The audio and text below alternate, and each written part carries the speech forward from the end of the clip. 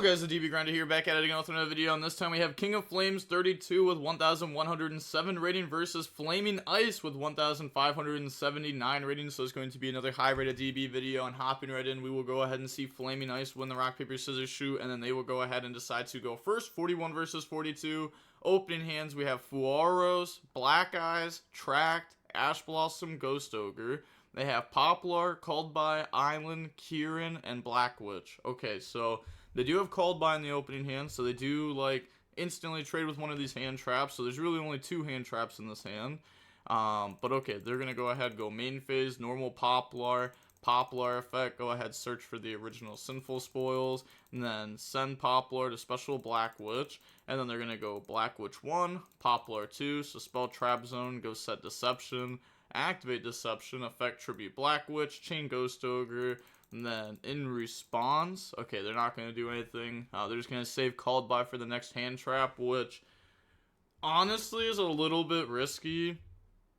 It's like weird, right? Because like you don't want to, if it was cross out, I think I completely agree with this play. But Called By is a little bit riskier because it only hits monster hand traps that like touch graveyard. And, like, what if you just get hit with the other hand trap, like Imperm or Dominus Impulse? Then you can't stop those with Called By at all. At least you can still hold this as, like, a trap card. You still have plays with Island here, so I guess we still have multiple plays. I guess it's fine here, just because we still have multiple plays in hand. You just save this for this, in this spot. But they're going to go ahead, send, they drop Ash Blossom, and then we're going to Called By, which that one I can agree with, because again, like if the last card's a Dominus Impulse or Imperm, then it's going to shut down the Island play, so then Called By doesn't beat it anyways. If they have Fuaros, they have Fuaros. It feels so bad, but yeah, if they have it, they have it. We're going to go ahead, bring out the Ponix, and then we draw into Griffin Rider, and then Ponix effect, go ahead, search out Skyburn. Oh, they main deck Skyburn, nice. Activate Island effect, destroy Ponix, go search out Garunix, and then activate the Garunix effect, special summon out, and then activate Garunix effect to go destroy an Arvata effect, special back out Ponix, and then they're just going to go set Skyburn, Ponix gets destroyed at end phase due to Arvata, Deception's going to reset itself, and then just pass turn. They draw into Whitebeard. Okay, so they're going to go main phase, or this, oh, I guess standby. Yeah, standby the Ponix needs to add back, so that way they have the setup. I mean, they have Kieran, Skyburn, Ponix, Garunix, like, they can definitely get a couple interruptions off that, like the Kieran pop and the Arvata interruption. So now they're going to go activate Griffin Rider, special summon out, activate Fiendsmith Tract, add Lurie, discard Lurie effect. To be honest, they probably shouldn't even start with Griffin, right? You would start with activate Tract, add Lurie, discard Lurie effect. If that goes through, then you chain Griffin Rider to special summon out. But okay, go ahead, bring out Lurie. And then on that summon, they're going to go activate Kieran, pop Garunix, special summon out, and then do we use Ponix effect to special? No. Okay. Which I guess makes sense if we're just Skyburning right here, because you just Skyburn, pop, and then Kieran will end up popping the Griffin anyway, so we don't need to pop two. And they admit defeat. Okay. Yeah, I guess like just normal summon Whitebeard pass is just never winning you the game, right? So, on to the next game. We will go ahead and see the King of Flames go first. Opening hands, we have Shipyard, Ash Blossom, Tract, Warlords, and Bluebeard. Okay, Warlords is really good. At least they are playing the Fire King build, so that build can out Warlords a lot easier. And then they have Ghost Ogre, Garunix, Original, Dominus Impulse, Flameburge. Okay, but their hand does suck. So we're just going to go main phase, activate Tract, add Lurie, discard Lurie effect, special summon itself out, and then we can turn Lurie into Requiem, and then activate Requiem effect, tribute to go summon. Also, you can use Fiendsmith Sequence to summon out the Plunder Fusion, the light one, the list. Requiem and the Lacrima, go dump Engraver, shuffle back Lurie, special Engraver. Then we're going to go Requiem effect to equip to the Engraver. Okay. And then we make Necro equip, not using Lacrima, by the way, uses the Engraver, sure.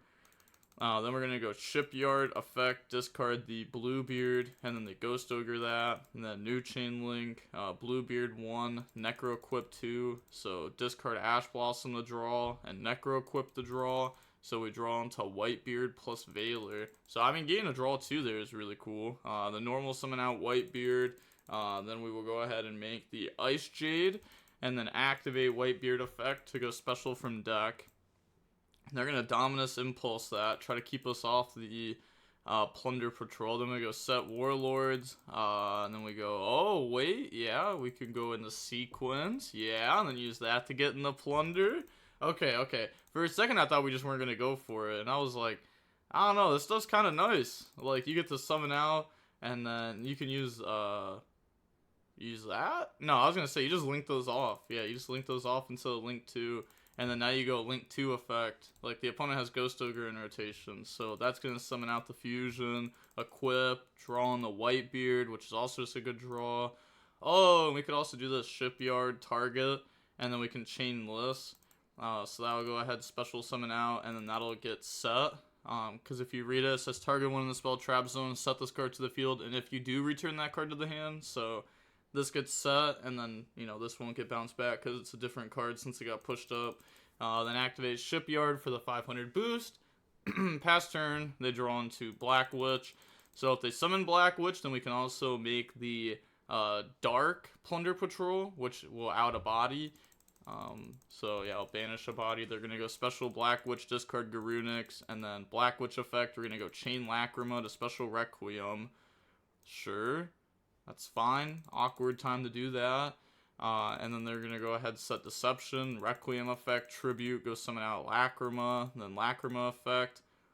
We actually play the Fiendsmith in Paradise. Okay, fair enough. Makes sense why they did it then. So this card has the effect while it's in the graveyard. We're not even going to, well, I guess we'll read the first effect because nobody knows what this card does. But the graveyard effect's the one that's going to matter here. So on-field effect, target one level 7 or higher Light Fiend monster you control. Send all cards on the field to the graveyard that are not that monster.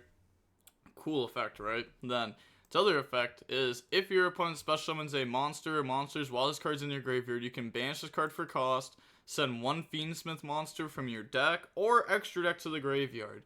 You can only use each of those effects once per turn. So, why does this matter? Well, you can send Desiree, and Desiree doesn't have to be sent from the field to the graveyard, so that means this can be banished, dump Desiree effect, shuffle back like a sequence, and then send a card on field to grave. Or I guess you'd shuffle back list, but yeah, you get a free send. So that's how they're deciding to use their Lacrima in this deck. Interesting. Okay. Then they're going to go activate Blackbeard effect to go ahead and summon out Bran, which is a spell trap zone banish. So spell trap zone. We're summoning everything in defense because we have Warlords. We want to lock them in the spellcaster. And we also want to out Deception here because if we don't out Deception, then this can be used to tribute to clear the board. Actually, this would be able to out, like assuming that they didn't have any interruptions, just Warlords. Deception, Tribute Witch, Search Hollowed, Original Sun, Deception, Summon Ponix, Sanctuary Island, Garunix destroy Kieran summon Ponix pop Warlords. So they would have an out to it right now. And that's like, yeah, that's just like super simple, no Skyburn either. Okay, but yeah, they're gonna go ahead out that. I thought this banished. Yeah, this does banish. Yeah, they just messed up there.